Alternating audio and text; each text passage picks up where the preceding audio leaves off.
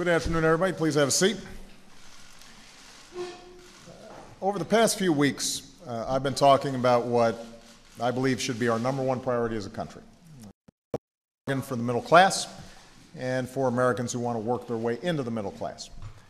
At the same time, I'm focused on my number one responsibility as Commander-in-Chief, and that's keeping the American people safe.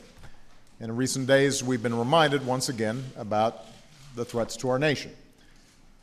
As I said at the National Defense University back in May, in meeting those threats, we have to strike the right balance between protecting our security and preserving our freedom. And as part of this rebalancing, I called for a review of our surveillance programs.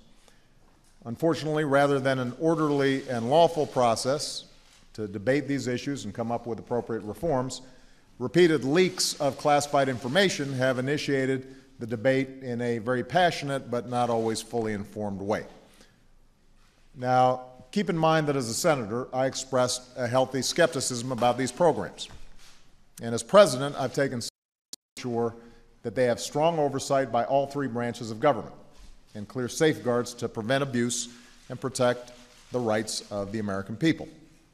But given the history of abuse by governments, it's right to ask questions about surveillance, particularly as technology is reshaping every aspect of our lives.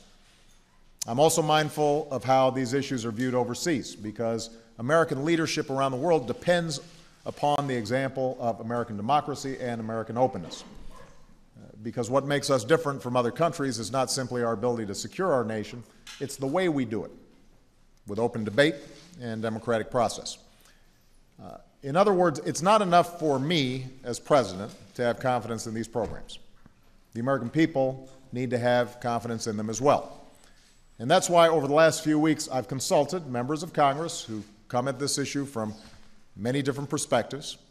I've asked the Privacy and Civil Liberties Oversight Board to review where our counterterrorism efforts and our values come into tension. And I directed my national security team to be more transparent and to pursue reforms of our laws and practices.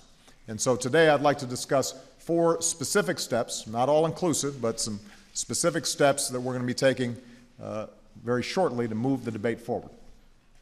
First, I will work with Congress to pursue appropriate reforms to Section 215 of the Patriot Act, the program that collects telephone records.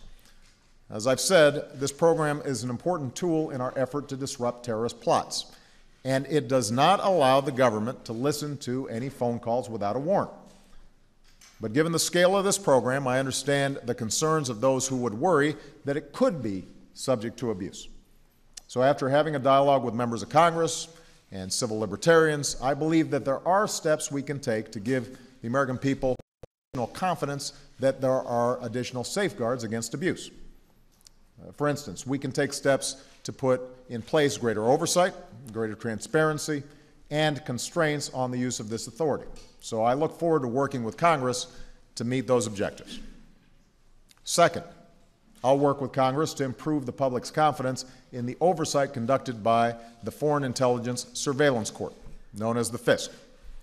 The FISC was created by Congress to provide a review of certain intelligence activities so that a federal judge must find that our actions are consistent with the Constitution.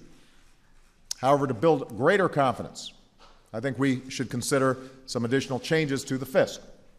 One of the concerns that people raise is that a judge reviewing a request from the government to conduct programmatic surveillance only hears one side of the story, may tilt it too far in favor of security, may not pay enough attention to liberty.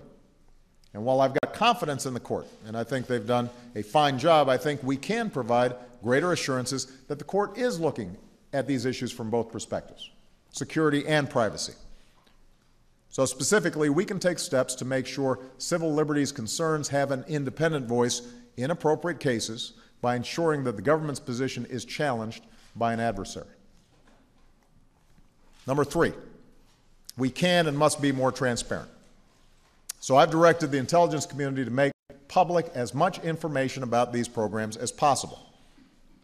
We've already declassified unprecedented information about the NSA, but we can go further.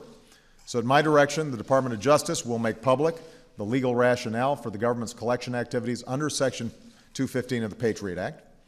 The NSA is taking steps to put in place a full-time civil liberties and privacy officer and released information that details its mission, authorities, and oversight. And finally, the intent is creating a website that will serve as a hub for further transparency. And this will give Americans and the world the ability to learn more about what our intelligence communities does and what it doesn't do, how it carries out its mission, and why it does so. Fourth, we're forming a high-level group of outside experts to review our entire intelligence and communications technologies. We need new thinking for a new era. To unravel terrorist plots by finding a needle in a haystack of global telecommunications. And meanwhile, technology has given governments, including our own, unprecedented capability to monitor communications. So I'm tasking this independent group to step back and review our capabilities, particularly our surveillance technologies. And they'll consider how we can maintain the trust of the people, how we can make sure that there absolutely is no abuse in terms of how these surveillance technologies are used, ask how surveillance impacts our foreign policy, particularly in an age when more and more information is becoming public. And they will provide an interim report in 60 days and a final report by the end of this year so that we can move forward with a better understanding of how these programs impact our security, our privacy, and our foreign policy. So all these steps are designed to ensure that the American people can trust that our efforts are aligned with our interests and our values. And to others around the world, I want to make clear, once again, that America is not interested in spying on ordinary people. Our intelligence is focused above all on finding the information that's necessary to protect our people and, in many cases, protect our allies. It's true, we have significant capabilities. What's also true is we show a restraint that many governments around the world don't even think to do. Show. And that includes, by the way, some of America's most vocal critics. So we shouldn't forget the difference between the ability of our government to collect information online under strict guidelines and for narrow purposes, and the willingness of some other governments to throw their own citizens in prison for what they say online. And let me close with one additional thought. The men and women of our intelligence community work every single day to keep us safe. They love this country and believe in our values. They're patriots. And I believe that those who have lawfully raised their voices on behalf of privacy and civil liberties are also patriots who love our country and want it to live up to our highest ideals. So this is how we're going to resolve our differences in the United States, through vigorous public debate, guided by our Constitution, with reverence for our history as a nation of laws, and with respect for facts. So, with that, I'm going to take some questions. And let's see who we've got here. We're going to start with Julie Pace of AP. Thank you, Mr. President. I wanted to ask about some of the foreign policy fallout from the disclosure of the NSA programs that you discussed. Your spokesman said yesterday that there's no question that the U.S. relationship with Russia has gotten worse since Vladimir Putin took office. How much of that decline do you attribute directly to Mr. Putin, given that you seem to have had a good working relationship with his predecessor?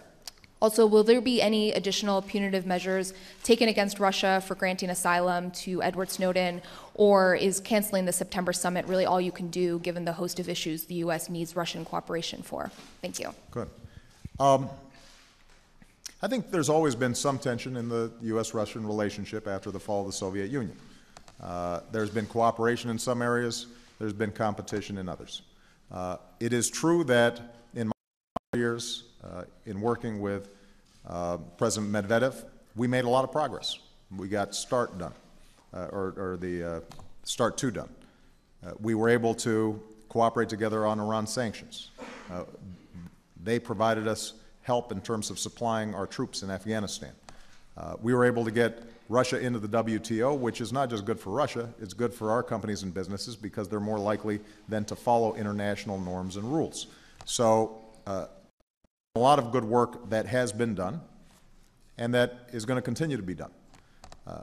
What's also true is that when President Putin, who was prime minister when Medvedev was president, came back into power, I think we saw more rhetoric on the Russian side that was anti-American, that played into some of the old stereotypes about the Cold War contest between the United States and Russia. And I've encouraged Mr. Putin to think forward as opposed to backwards on those issues, with mixed success. And I think the latest episode is just one more in a number of emerging differences that we've seen over the last several months around Syria, around human rights issues, where it is probably appropriate for us to take a pause, reassess where it is that Russia's going, what our core interests are, and calibrate the relationship so that we're doing things that are good for the United States and hopefully good for Russia as well, but recognizing that there are just going to be some differences and we're not going to be able to completely disguise them. And that's okay. Keep in mind that although I'm not attending the summit, I'll see Petersburg because Russia is hosting the G20. That's important business in terms of our economy and our jobs and all the issues that are of concern to Americans. I know that one question that's been raised is how do we approach the Olympics? I want to just make very clear right now, I do not think it's appropriate to boycott the Olympics. We've got a bunch of Americans out there who are training hard, who are doing everything they can to succeed. Nobody's more offended than me by some of the anti-gay and lesbian legislation that you've been seeing in Russia. But as I said just this week, I've spoken out against that not just with respect to Russia, but a number of other countries where we continue to do work with them, but we have a strong disagreement on this issue. And one of the things I'm really looking forward to is maybe some gay and lesbian athletes bringing home the gold or silver or bronze, which I think would go a long way in rejecting the kind of attitudes that we're seeing there. And if Russia doesn't have gay or lesbian athletes, then it'll probably make their team weaker. Are there going to be any additional punitive measures for Russia beyond canceling the summit? Keep in mind that our decision to participate in the summit was not simply around Mr. Snowden. It had to do with the fact that, frankly, on a whole range of issues where we think we can make some progress, Russia has not moved. And so we don't consider that strictly punitive. We're going to assess where the relationship can advance U.S. interests and increase peace and stability and prosperity around the world. Where it can, we're going to keep on working with them. Where we have differences, we're going to say so clearly. And my hope is that over time, Mr. Putin and Russia recognize that rather than a zero-sum competition, in fact, if the two countries are working together, we can probably advance the betterment of both peoples. Chuck Todd. Thank you, Mr. President. Given that you just announced a whole bunch of reforms based on essentially the leaks that Edward Snowden made on all of these surveillance programs, does that change, is your mindset changed about him? Is he now more whistleblower than he is a hacker, as you called him at one point, or somebody that should be filed charges, and should he be provided more protection? Is he a patriot? You just used those words. And then just to follow up on the personal, I want to follow up on the personal. I want to make sure everybody is asking one question would be helpful. No, I understand. It was a part of her question that you didn't answer. Can you get stuff with Russia, big stuff done, without having a good personal relationship with Putin? I don't have a bad personal relationship with Putin. When we have conversations, they're candid, they're blunt. Oftentimes they're constructive. I know the press likes to focus on body language, and he's got that kind of slouch, looking like the bored kid in the back of the classroom. But the truth is that when we're in conversations together, oftentimes is very productive. So the issue here really has to do with where do they want to take Russia.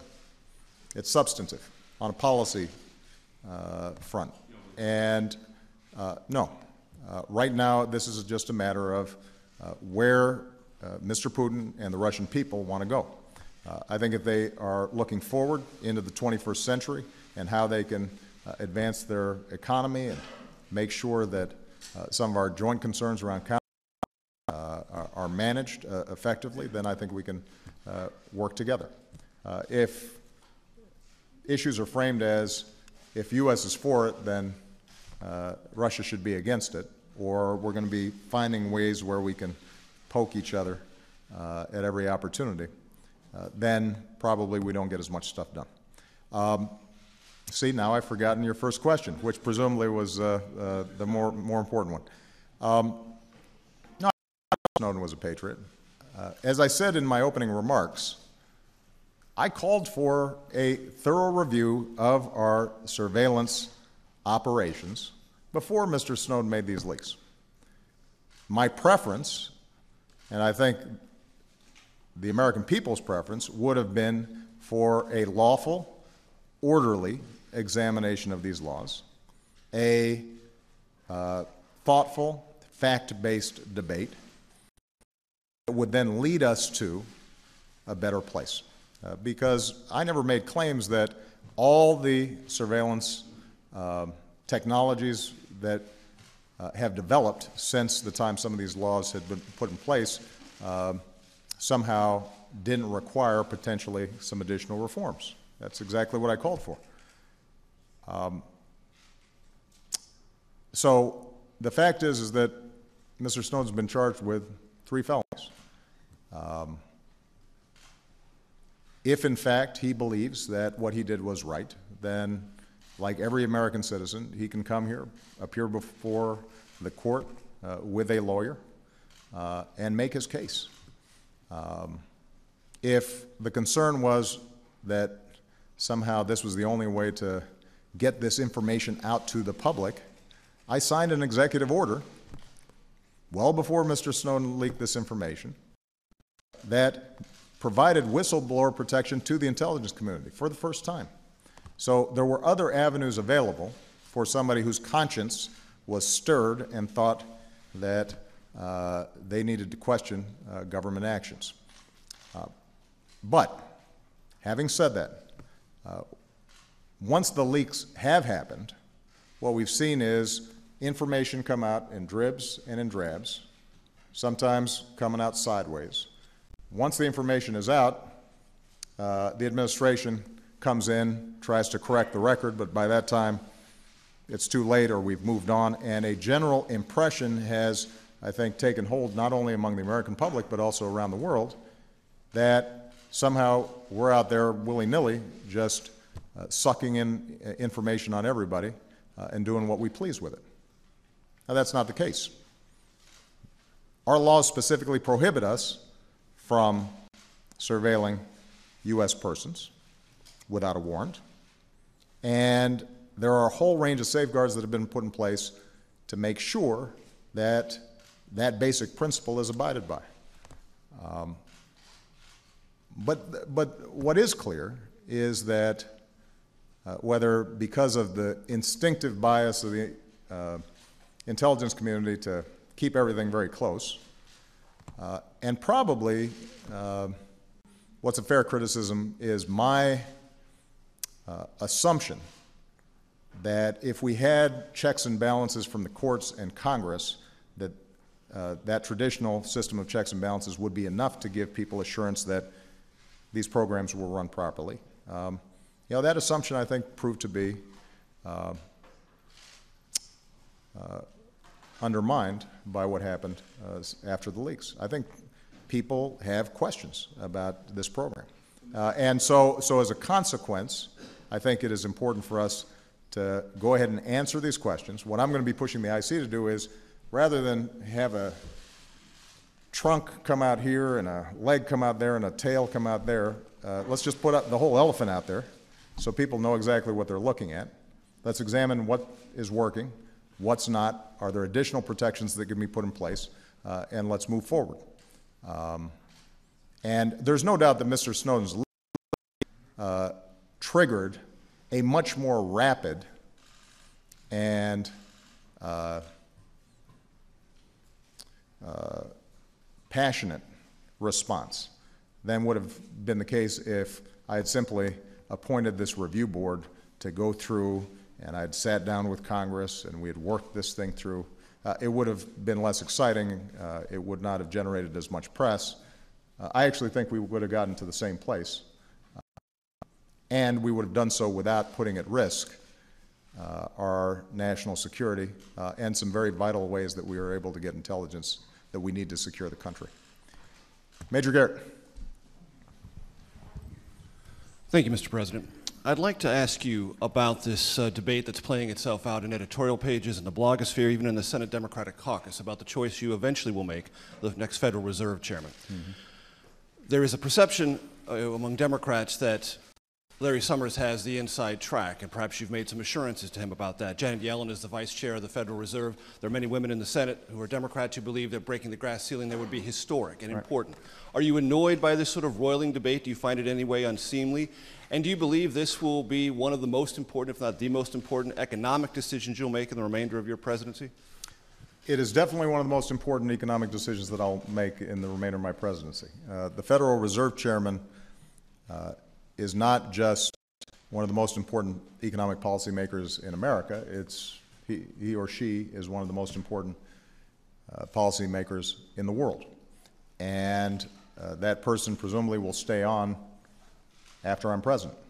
So this, along with Supreme Court appointments, is probably as important a decision as I make as president. I have a range of outstanding candidates. You've mentioned two of them, Mr. Summers and Mr. Yellen. And they're both terrific people. I think the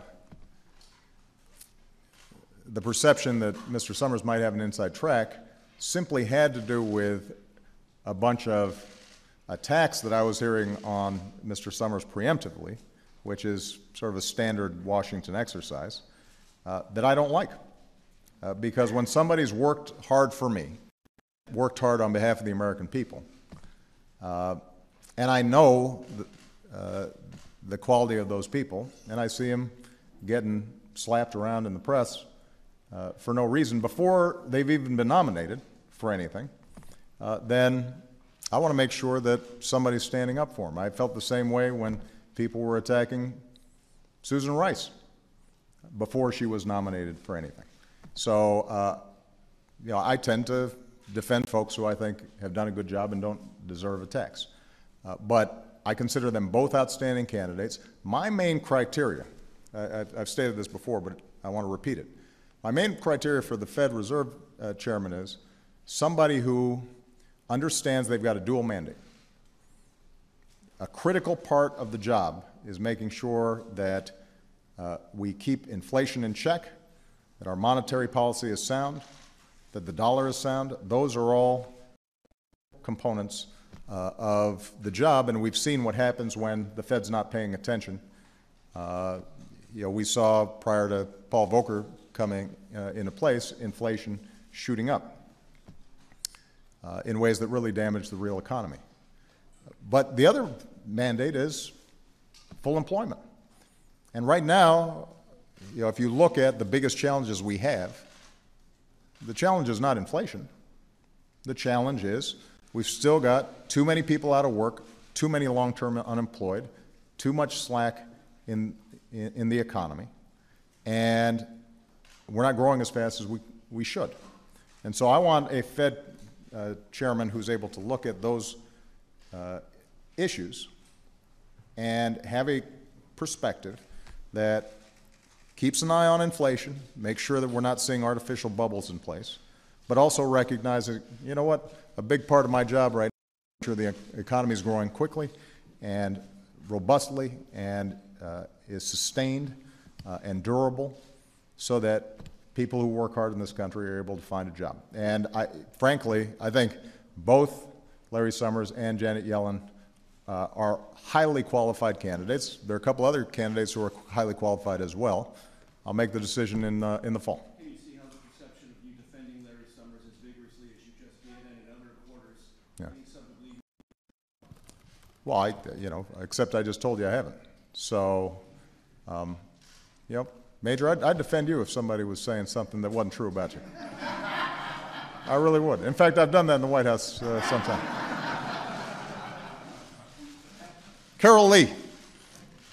And Carol, congratulations on Hudson. Oh, thank you, Mr. Do you have President. pictures? I do. I'll have to show Okay, you I'm gonna those. have to see them. I appreciate you making right. it a slow news week. I wanted to ask you evolution on the surveillance issues. I mean, part of what you're talking about today is restoring the public trust, and the public has seen you evolve from when you were in the U.S. Senate to now. And even as recently as June, you said that the process was such that people should be comfortable with it. And now you're saying you're making these reforms and people should be comfortable with those. So why should the public trust you on this issue? And why did you change your position multiple times? Well, I think it's important to say, Carol, first of all, I haven't evolved in my assessment of the actual programs. I consistently have said that when I came into office, I evaluated them. Some of these programs I had been critical of when I was in the Senate. When I looked through specifically what was being done, my determination was that the two programs in particular that have been at issue, 215 and 702, offered valuable intelligence that helps us protect the American people, and they're worth preserving. What we also saw was that some bolts needed to be tightened up on some of the programs. So we initiated some additional oversight reforms, compliance officers, audits, and so forth. And if you look at the reports, even the disclosures that Mr. Snowden's put forward, all the stories that have been written, what you're not reading about is the government actually abusing these programs and listening in on people's phone calls or inappropriately reading people's emails. What you're hearing about is the prospect that these could be abused. Now, part of the reason they're not abused is because these checks are in place. And those abuses would be against the law and would be against the orders of the FISC. Having said that, though, if you are outside of the intelligence community, if you are the ordinary person and you start seeing a bunch of headlines saying, U.S., Big Brother, looking down on you, collecting telephone records, etc., well, understandably, people would be concerned. I would be too if I wasn't inside the government. And so in light of the changed environment where a whole set of questions have been raised, some in the most sensationalized manner possible, where these leaks are released drip by drip, one a week to kind of maximize attention and see if they can catch us at some imprecision on something. In light of that, it makes sense for us to go ahead, lay out what exactly we're doing, have a discussion with Congress, have a discussion with industry, which is also impacted by this, have a discussion with civil libertarians, and see, can we do this better? I think the main thing I want to emphasize is I don't have an interest, and the people of the NSA don't have an interest in doing anything other than making sure that where we can prevent a terrorist attack, where we can get information ahead of time, that we're able to carry out that critical task. We do not have an interest in doing anything other than that. And we've tried to set up a system that is as fail-safe as, so far at least, we've been able to think of, to make sure that these programs are not abused. But people may have better ideas.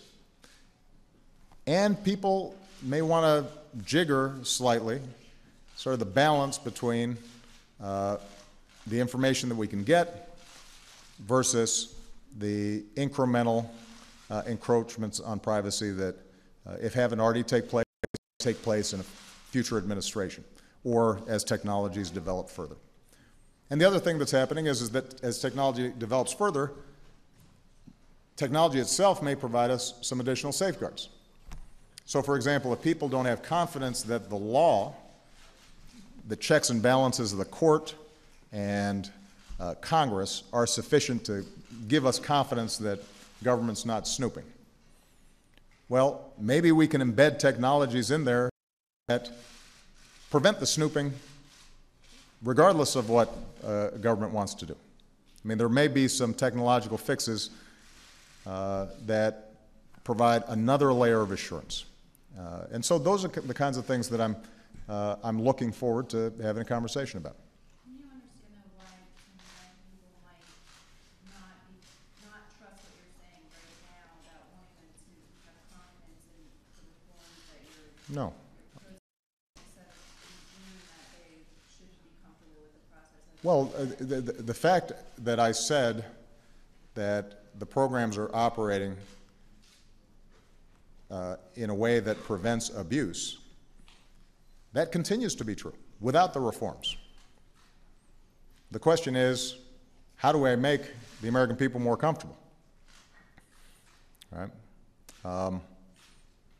If I tell Michelle that I did the dishes, now, granted, in the White House I don't do the dishes that much, but back in the day, and she's a little skeptical. Well, I'd like her to trust me, but maybe I need to bring her back and show her the dishes, and not just have her take my word for it. And so, you know, the program is, I am comfortable that the program is being abused. I'm comfortable that if the American people examined exactly what was taking place, how it was being used, what the safeguards were, that they would say, you know what, these folks are following the law and doing what they say they're doing. But it is absolutely true that with the expansion of technology, very quickly, with the revelations that have depleted public trust, that if there are some additional things that we can do to build that trust back up, then we should do them. Jonathan Karl. Thank you, Mr. President. You have said that core al-Qaeda has been decimated, that its leaders are on the run. Yep. Now that we've seen this terror threat that has resulted in embassies closed throughout the Arab world, much of Africa, right, do you still believe that al-Qaeda has been decimated? And if I can ask in the interest of transparency, can you tell us about these drone strikes that we've seen over the last couple of weeks in Yemen? What I said in the same National Defense University speech back in May that I referred to earlier is that core al-Qaeda is on its heels, has been decimated, but what I also said was that al-Qaeda extremists have metastasized into regional groups that can pose significant dangers. And I'd refer you back to that speech, just back in May, where I said specifically that although they are less likely to be able to carry out spectacular homeland attacks like 9/11, they have the capacity to go after our embassies. They have the capacity, potentially, to go after our businesses. They have the capacity to be destabilizing and disruptive in countries where the security apparatus is weak. And that's exactly what we are seeing right now. So it's entirely consistent to say that this tightly organized and relatively centralized al-Qaeda that attacked us on 9/11 has been broken apart and is weak. and does not have a lot of operational capacity. And to say we still have these regional organizations like AQAP that can pose a threat. They can drive potentially a truck bomb into an embassy wall and can kill some people. And so that requires us then to make sure that we have a strategy that is strengthening those partners so that they've got their own capacity to deal with what are potentially manageable regional threats if these countries are a little bit stronger and have more effective CT and so forth. It means that we've got to continue to be vigilant and go after known terrorists who are potentially carrying out plots or are going to strengthen their capacity over time, because they're always testing the boundaries of, well, maybe we can try this, maybe we can do that. But this is an ongoing process. We are not going to completely eliminate terrorism. What we can do is to weaken it and to strengthen our partnerships in such a way that it does not pose the kind of horrible threat that we saw on 9/11. And I'm not going to discuss specific operations that have taken place. Again, in my speech in May, I was very specific about how we make these determinations about potential lethal strikes.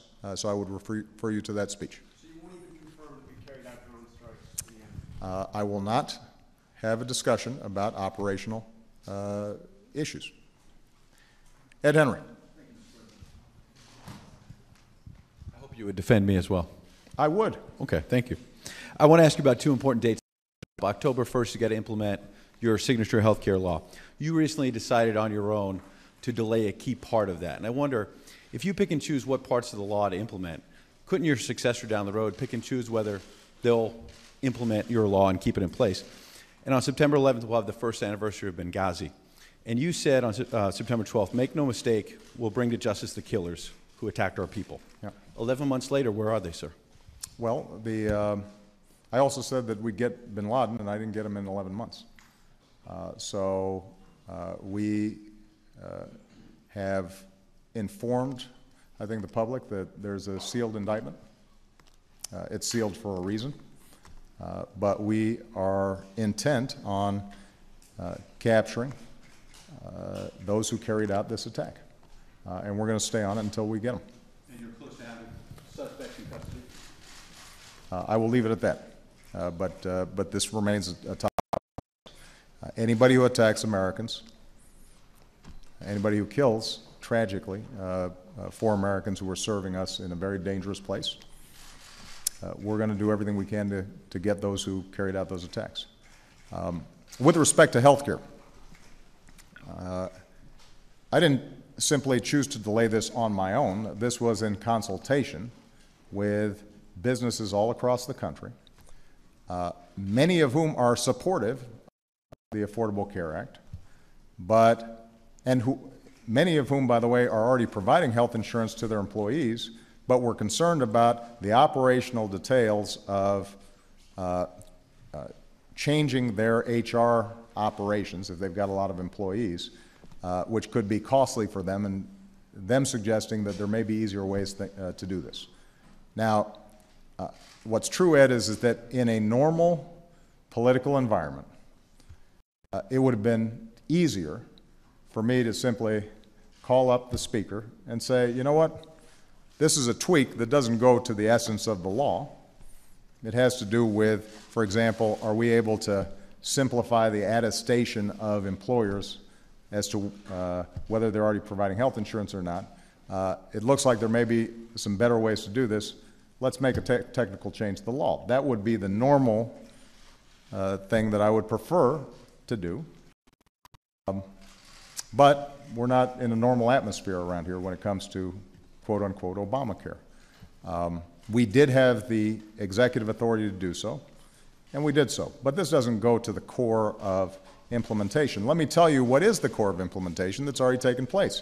As we speak, right now, for the 85% of Americans who already have health insurance, They are benefiting from being able to keep their kid on their plan if 26 or younger. That's benefiting millions of young people around the country, which is why lack of insurance among young people has actually gone down. That's in large part attributable to the steps that we've taken. You've got millions of people who've received rebates because part of the Affordable Care Act was to say that if insurance company isn't spending 80% of your premium on your health care, you get some money back. And lo and behold, people have been getting their money back. It means that folks who've been bumping up with lifetime limits on their insurance, that leaves them vulnerable. That doesn't exist. Seniors have been getting discounts on their prescription drugs. That's happening right now. Free preventive care, mammograms, contraception. That's happening right now. I met a young man today on a bill signing I was doing with the student loan bill who came up to me and said, he couldn't have been more than 25, 26 years old. Thank you. I have cancer. Thanks to the Affordable Care Act, working with the California program, I was able to get health care, and I'm now in remission. And so right now, people are already benefiting. Now, what happens on October 1st in 53 days is for the remaining 15% of the population that doesn't have health insurance, they're going to be able to go on a website or call up a call center and sign up for affordable, quality health insurance at a significantly cheaper rate than what they can get right now on the individual market. And if, even with lower premiums, they still can't afford it, we're going to be able to provide them with a tax credit to help them buy it. And between October 1st into March, there will be an open enrollment period in which millions of Americans, for the first time, are going to be able to get affordable health care. Now, I think the really interesting question is why it is that my friends in the other party have made the idea of preventing these people from getting health care their holy grail, their number one priority. The one unifying principle in the Republican Party at the moment is making sure that 30 million people don't have health care. And presumably repealing all those benefits I just mentioned, kids staying on their parents' plan, seniors getting discounts on their prescription drugs, I guess a return to lifetime limits on insurance, people with pre-existing conditions continuing to be blocked from being able to get health insurance. That's hard to understand as an agenda that is going to strengthen our middle class. At least they used to say, well, we're going to replace it with something better. There's not even a pretense now that they're going to replace it with something better. The notion is simply that those 30 million people, or the 150 million who are benefiting from the other aspects of affordable care, will be better off without it. That's their assertion. Not backed by fact, not backed by any evidence. It's just an ideological fixation. Well, I tell you what, they're wrong about that. There is no doubt that in implementing the Affordable Care Act, a program of this significance, there are going to be some glitches. No doubt about it. There are going to be things where we say, you know what, we should have thought of that earlier, or this would work a little bit better, or this needs an adjustment. That was true of Social Security, that was true of Medicare, that was true of the Children's Health Insurance Program, that was true of the Prescription Drug Program Part D that was rolled out by a Republican president and supported by Republicans who are still in the House of Representatives. That's true, by the way, of a car company rolling out a new car. It's true of Apple rolling out the new iPad. So, you will be able to, whenever you want, during the course of the next 6 months and probably the next year, occasions where you say, you know what, that could have been done a little bit better, or that thing, they're kind of making an administrative change. That's not how it was originally thought this thing was going to work. Yes, exactly. Because our goal is to actually deliver high-quality, affordable health care for people and to reform the system so costs start going down and people start getting a better bang for the buck. And I make no apologies for that. And let me just make one last point about this. The idea that you would shut down the government unless you prevent 30 million people from getting health care is a bad idea. What you should be thinking about is how can we advance and improve ways for middle-class families to have some security so that if they work hard, they can get ahead and their kids can get ahead. Jessica Yellen. Thank you, Mr. President. And following on what you just said, Republicans in the House might give you that choice soon to either allow the government to shut down or see Obamacare defunded. Would you choose to let the government shut down to ensure that Obamacare remains funded? Well, I'm not going to engage in hypotheticals. I can tell you that the American people would have understanding why we would weaken our economy, shut down our government, shut down vital services, have people who are not getting paid, who then can't go to restaurants or shop for clothes or all the other things that we're doing here, because Republicans have determined that they don't want to see these folks get health care. Again, they used to say they had a replacement. That never actually arrived, right? I mean, I've been hearing about this whole replace thing for 2 years now. I just don't hear about it because basically they don't have an agenda to provide health insurance to people at affordable rates.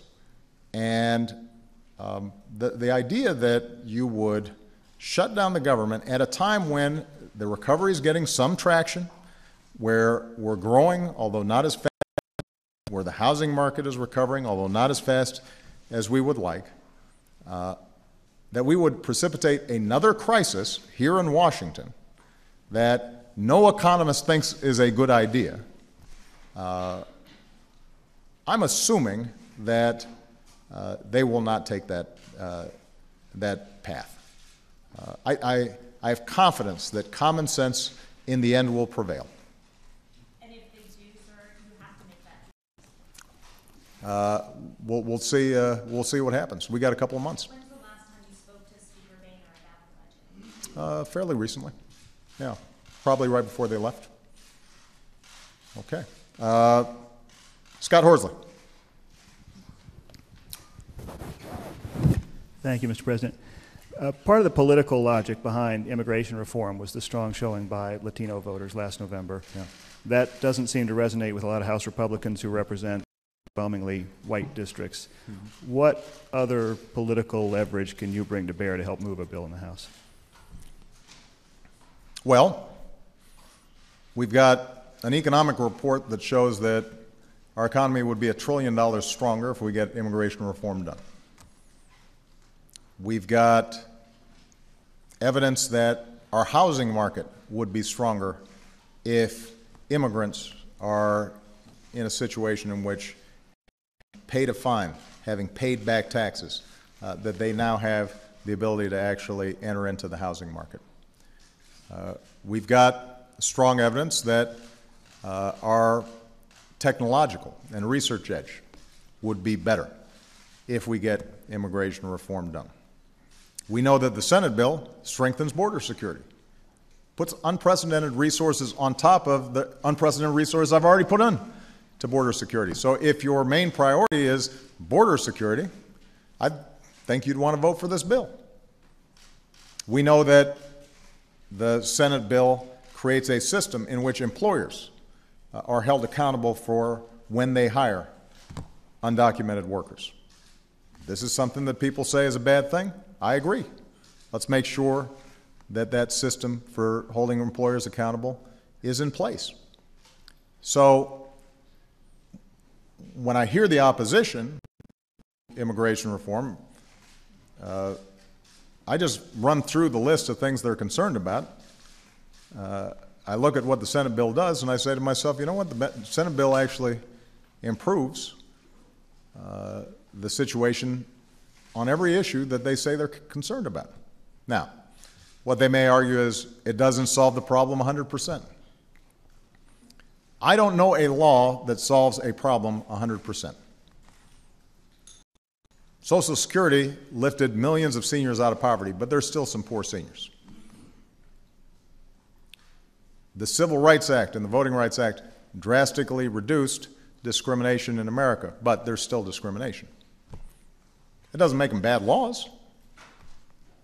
It just means that there are very few human problems that are 100% solvable. So what I see right now is a strong bipartisan vote coming out of the Senate. I think that the Speaker and others have said they need to do something. And I'd urge, when they get back, to do something. Put forward a bill that has an opportunity to actually pass. It may not be precisely what's in the Senate bill. My preference would be for them to go ahead and call the Senate bill, but if they've got some additional ideas, I think the Senate is happy to consider them. And get that bill on the floor. Put it up for a vote. I am absolutely certain that the votes for the Senate bill, which strengthens border security, demands responsibility from undocumented workers to pay a fine, pay a penalty, get to the back of the line, reforms our legal immigration system, holds employers accountable. I am absolutely confident that if that bill was on the floor of the House, it would pass. So the challenge right now is not that there aren't a majority of House members, just like a majority of Senate members, who aren't prepared to support this bill. The problem is internal Republican caucus politics. And that's what the American people don't want us to be worrying about. Don't worry about your Washington politics. Solve problems. And this is one where you've actually got some pretty broad consensus. I don't know an issue where you got labor, the Chamber of Commerce, evangelicals, student groups, you name it, supportive of a bill. Let's get it done. All right? Thank you very much, everybody.